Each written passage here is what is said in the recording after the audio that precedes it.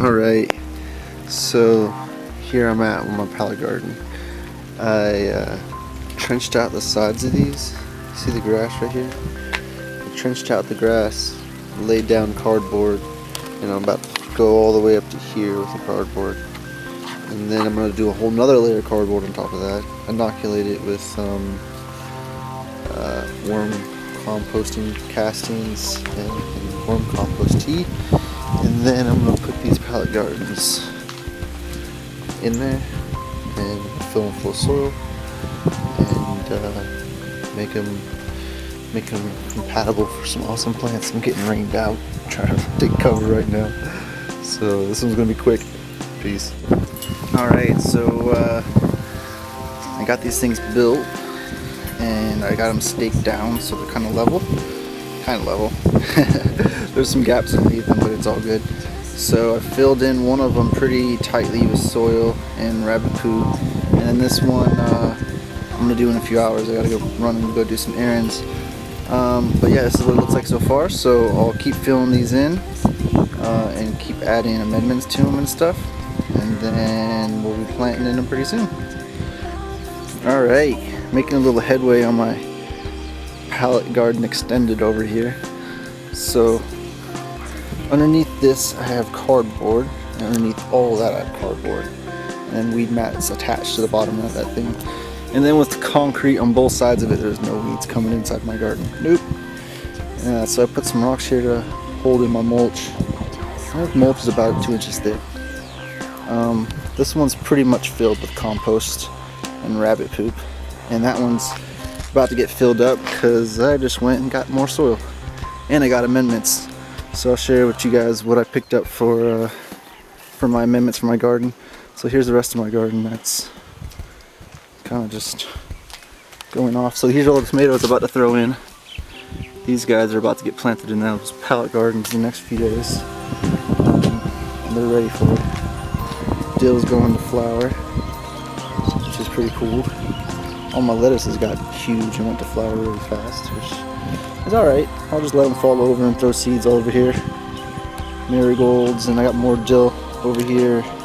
My neighbor's opening up a Greek restaurant, actually a Greek truck. And I'm going to grow a whole bunch of dill for them and radishes and random stuff.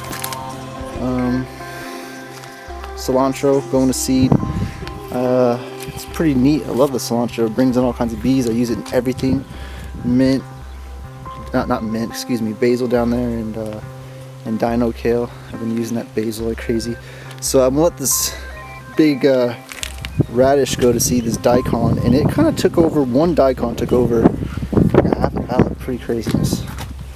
And I got some papayas down there starting, and some fig trees and some random stuff. So here's my soil I just went and picked up. I got a whole truckload here. It's a small truck bed, but truckload for $40. Not bad. I think it's a fair deal in comparison to big box stores. Alright, so let's see the amendments. So here's a few fertilizers and conditioners that I picked up from the organic garden shop real quick. So I got coconut coir. I'm going to mix it in with all that compost I just got. It'll help it retain water, help it retain the nutrients. Azomite is really essential for bringing in the micronutrients in. It's from like mine from trace minerals and stuff. Green sand, this stuff is humus, and then this soil conditioner enhancers, restores all the lost stuff, or doesn't, the stuff that you don't even have. So between this, some compost tea, and rabbit poop, I'll be in good shape. Alright, so the beds are pretty much done, amended with all the nutrients and micro minerals and life, but I got 2 more additives to add in here. It's pretty filled up, you can't read that, but it says biochar. My buddy's actually making this right now, making it out of albizia, which is one of the pretty common trees around here. We don't have any out right now. Well, out. When they're out, they're out. They're down the property, you can't see them. But biochar is kind of like charcoal. What it is it's burnt wood, and they burn out, well, they steam out all of like the liquids and stuff inside the wood, so all that's left is very hollow, porous wood. It takes a long time for it to break down, and it holds in minerals and keeps the soil from leaching and holds in water and everything. So I'm going to be mixing that into my garden with this, and this is compost tea soaked in coconut coir.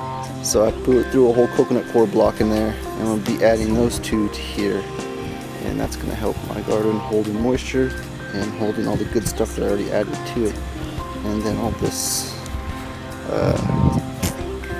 mulch will also help us keep all the weeds away and hold in moisture. So, yep, almost there.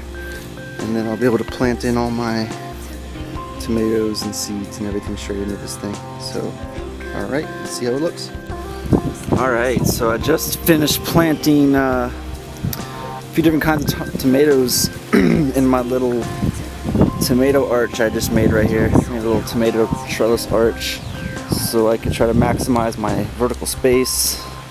Just threw a marigold in there because I want to smash some marigolds and basil in between all this. Yeah, but this is perfect height though. I can squeeze underneath it, and it's gonna work perfectly. And I'm gonna try to put some extra tomatoes on the side and let them cascade over the side of the wall here, because we got about, I don't know, about 5-6 feet down there. So I think that might work. And yeah, so now I have all this extra space for potential. So I smashed in tons of tomatoes, and I still have a lot more tomatoes left over. I guess I propagated way more than I need, but I could trade them out with friends, get some other stuff. But yeah, my little Pallet Garden 2.0 over here came out pretty good. The soil mixture I made was probably the most lush soil mixture I've ever made, and I don't think I'm gonna have problems with any weeds. I've kind of triple backed myself up so I won't have any weed problems. So yeah, this little project came out pretty good. Now I need to propagate myself some more veggies, fill this place in, and yeah, pretty stoked on it. So we'll see what this looks like in a few weeks, because these tomatoes are going to like their new home right here, right outside my bedroom window.